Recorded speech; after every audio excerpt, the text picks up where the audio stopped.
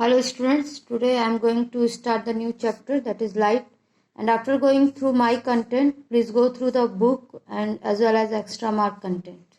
Then it will be more clear to you. So okay, let's start. Light के बारे में आपने पहले भी पढ़ लिया है. लाइट क्या है? एक फॉर्म ऑफ एनर्जी, एक तरह का एनर्जी है जो काम करवाता है. ठीक है. और लाइट क्या करता है? हमें कोई भी ऑब्जेक्ट को देखने में हेल्प करता है.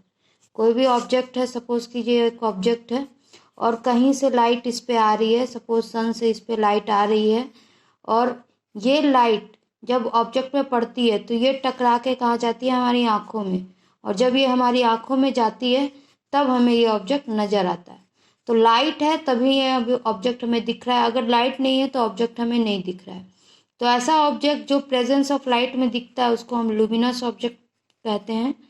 ये आपको याद होगा, जो हमने 8th में भी पढ़ा है और 6th में भी पढ़ा है. और नॉन ल्यूमिनस ऑब्जेक्ट, जो ऑब्जेक्ट लाइट के प्रेजेंस में दिखता है उसको हम नॉन ल्यूमिनस ऑब्जेक्ट कहते हैं.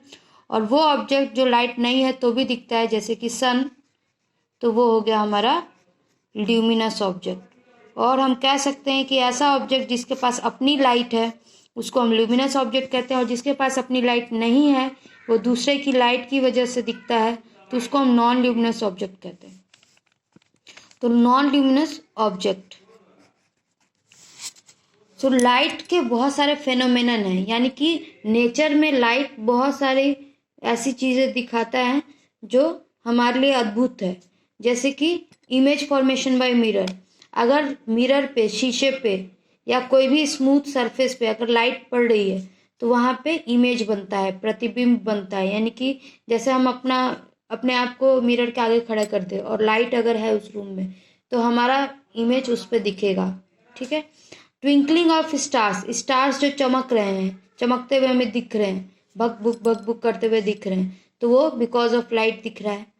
और dispersion of light. Dispersion of light का मतलब है कि हमें बारिश के बाद जब थोड़ी धूप आती है तो हमें रेनबो दिखता है.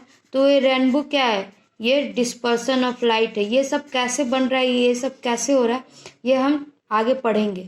और चौथा है रिफ्रैक्शन. रिफ्रैक्शन में अगर थोड़ा सा मैं बता देती हूँ, जैसे पानी है, पानी के अंदर हमने कोई कॉइन डाल दिया, तो अब कॉइन हमने यहाँ डाला, लेकिन जब हम ऊपर से इसको देखेंगे तो हमें लगेगा कि कॉइन जो है वो यहाँ पे है. तो ये क्यों होता है? ये रिफ्रैक्शन की वजह से होता है. तो ये सारा फेनोमेनन हम आगे चैप्टर में पढ़ेंगे. सो फर्स्ट फेनोमेनन आपको मैं बताने जा रही हूँ, रिफ्लेक्शन ऑफ लाइट, जो हमने 6th में भी पढ़ लिया है. रिफ्लेक्शन ऑफ लाइट क्या है? Bounce back of rays of light when it strike any object. जैसे मैंने आपको यहाँ पे बताया कि कोई ऑब्जेक्ट है, उस पर लाइट पड़ रही है और ये लाइट टकरा के हमारी आंखों में जा रही है. तो ऐसा नहीं है कि एक ही रे पड़ रहा है और हमारी आंखों में जा रही है. इस पर कई रेज पड़ रहे हैं और सब टकरा के डिफरेंट डायरेक्शंस में जा रहे हैं. तो इसको हम रिफ्लेक्शन कहते हैं. इसका मतलब है कि लाइट जो है वो सीधी जाती है, लेकिन वो किसी से टकराती है तो वो दूसरे डायरेक्शन में अपना पाथ जो है, अपना रास्ता बदल देती है, अपना डायरेक्शन बदल देती है. इसको हम रिफ्लेक्शन ऑफ लाइट कहते हैं. तो रिफ्लेक्शन ऑफ लाइट के 2 रूल है, 2 लॉ हैं कि अगर रिफ्लेक्शन होता है तो ऐसा होता ही है. पहला है angle of incidence is equal to the angle of reflection. मतलब कि अगर सपोज कीजिए ये कोई सरफेस है, ये कोई सरफेस है और ये जो है वो पॉलिश सरफेस है, यानी कि यहाँ से लाइट नहीं रिफ्लेक्ट हो रही है, और इधर ये स्मूथ सरफेस है जहाँ से लाइट रिफ्लेक्ट हो रही है. तो अगर मान लीजिए कि एक रे इस पे पड़ी, तो ये जो रे पड़ी है इसको हम कहते हैं इंसिडेंट रे. इंसिडेंट यानी पड़ना, इंसिडेंट रे.